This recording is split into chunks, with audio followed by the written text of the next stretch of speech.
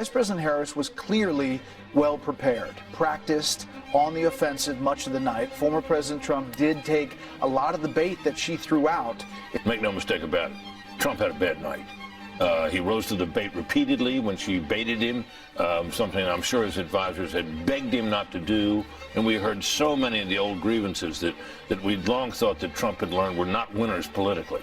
And there they all were, talking about how he didn't lose the election and all that. I mean, so my sense is that she came out of this in pretty good shape. But for tonight, at least, this was pretty much her night. This what has to be thought of by supporters of Donald Trump and people in that campaign is a disappointment.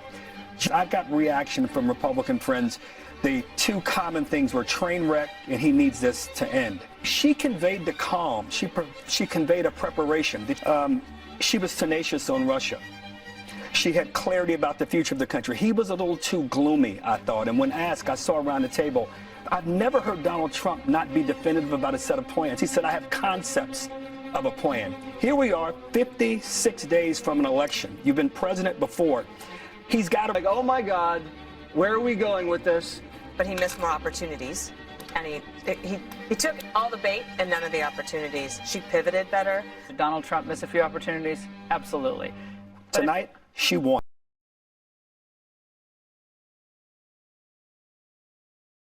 She doesn't have a plan. She copied Biden's plan, and it's like 4 sentences, like run, spot, run. 4 sentences that are just, oh, we'll try and lower taxes. She doesn't have a plan. Take a look at her plan. She doesn't have a plan. I believe in the ambition, the aspirations, the dreams of the American people. And that is why I imagine and have actually a plan to build what I call an opportunity economy. Because here's the thing. We know that we have a shortage of homes and housing. And the cost of housing is too expensive for far too many people.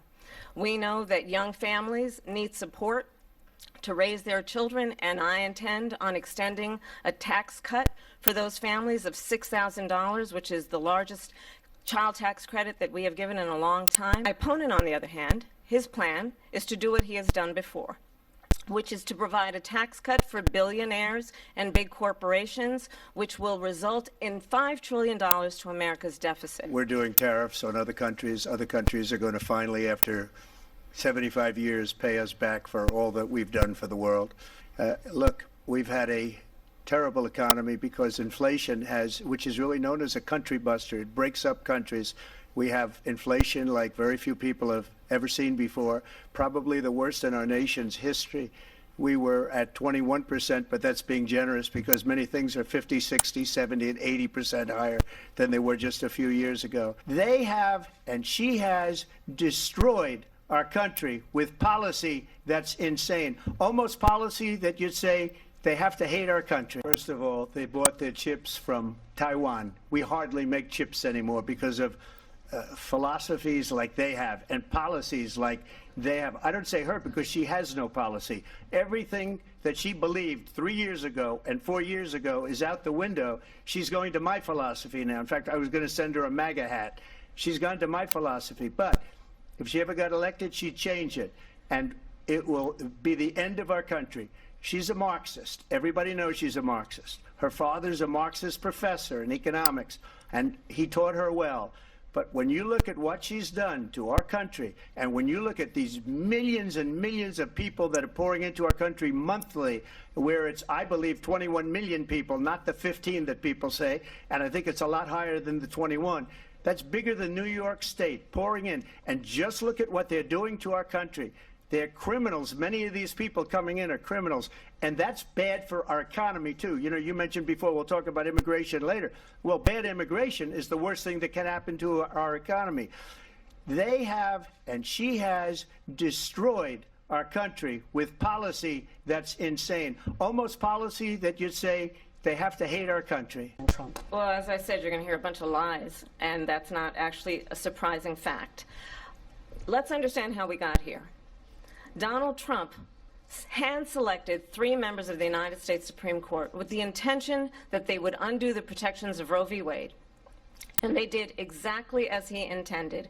And now in over 20 states, there are Trump abortion bans, which make it criminal for a doctor or nurse to provide health care. In one state, it provides prison for life. Trump abortion bans that make no exception even for rape and incest, which understand what that means. A survivor of a crime, a violation to their body, does not have the right to make a decision about what happens to their body next. That is immoral. And one does not have to abandon their faith or deeply held beliefs to agree. The government, and Donald Trump certainly, should not be telling a woman what to do with her body. I have talked with women around our country. You want to talk about this is what people wanted? Pregnant women who want to carry a pregnancy to term, suffering from a miscarriage, being denied care in an emergency room because the healthcare providers are afraid they might go to jail, and she's bleeding out in a car in the parking lot. She didn't want that. Her husband didn't want that. A 12 or 13-year-old survivor of incest being forced to carry a pregnancy to term. They don't want that. If you want to really know the inside track on who the former president is, if he didn't make it clear already, just ask people who have worked with him. His former chief of staff, a 4-star general, has said he has contempt for the Constitution of the United States. His former national security advisor has said he is dangerous and unfit. His former Secretary of Defense has said the nation, the republic, would never survive another Trump term. See, I'm a different kind of a person. I fired most of those people. Not so graciously. They did bad things or a bad job. I fired them. They never fired one person. They didn't fire anybody having to do with Afghanistan and the Taliban and the 13 people who's were just killed, viciously and violently killed. And I got to know the parents and the family. They didn't fire. They should have fired all those generals, all those top people, because that was one of the most incompetently handled situations anybody has ever seen. So when somebody does a bad job, I fire him. This is someone who has openly said he would terminate, I'm quoting, terminate the Constitution of the United States, that he would weaponize the Department of Justice against his political enemies. Someone who has openly expressed disdain for members of our military. Understand what it would mean if Donald Trump were back in the White House with no guardrails. I probably took a bullet to the head because of the things that they say about me. They talk about democracy. I'm a threat to democracy. They're the threat to democracy with a fake Russia investigation that went nowhere.